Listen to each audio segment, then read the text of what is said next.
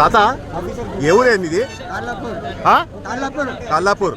ఏమైంది నీ బాధ? నీ గోసేంది? భూమి నీ భూమి ఎంత పోయింది? ఆ భూమి మా నాయనలు ముగ్గురు అయితే ఇక ముగ్గురికి 12 తీసుకున్నారు. లాటి చాటి చేసుకుంటున్నారు.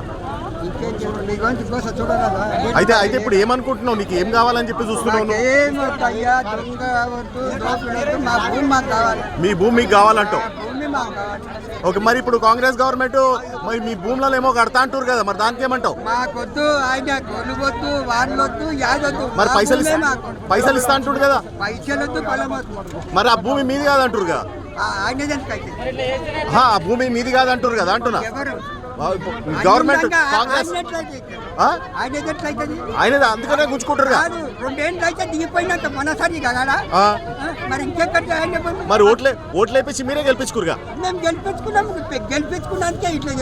గెలిపించుకున్నందుకు ఇట్లా చేస్తారు. మరి ఇప్పుడన్నా తెలిసిందా మరి ఏంది? మంచిగా తెలిసింది, రావాలి. మరి ఇప్పుడు 2 సంవత్సరాలు ఉంది ఆయనకి. ఈ 2 సంవత్సరాలు మీ భూమి గుంజుకుంటే ఏం చేస్తావు? ఏదన్నా చెయ్యాలి, ఇటువంటి చేస్తలేం. ఏం చేస్తావు చెప్పు. మరి ఇప్పుడు పానాలు పోయినా సరే వదలం. పానాలు పోయినా సరే వదలం అన్నమాట. మీ ఊర్లో ఎన్ని ఎకరాలు పోయినాయి? మా ఊళ్ళో 100 ఎకరాలు పోయినాయి. ఎన్ని ఎకరాలు? 500 ఎకరాలు పోయినాయి. మరి ఇప్పుడు నువ్వు ఏం న్యాయం కోరుకుంటున్నావు? ఇంకే మా భూములు మాకైతే అంతేనా? మరి ఇవాళ ఇక్కడ కవితకు వచ్చింది, మరి కవితతో మాట్లాడినావా? కవితతో ఏమైనా మాట్లాడినావు? కవితకు వచ్చింది పైన మాట్లాడుతుందా?